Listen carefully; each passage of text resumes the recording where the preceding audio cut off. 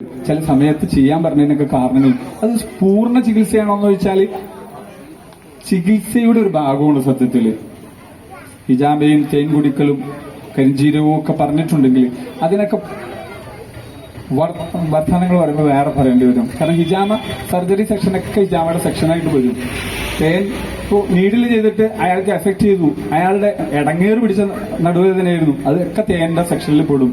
അങ്ങനെ ഒരു സെക്ഷൻ എടുത്തു കഴിഞ്ഞാൽ ഹിജാമ എല്ലാ ചികിത്സാ സെക്ഷനിലും ഉണ്ടായിരുന്നു. അതെന്തിനാണെന്ന് വെച്ചാൽ രക്തദൂഷ്യം മാറാനാണ്.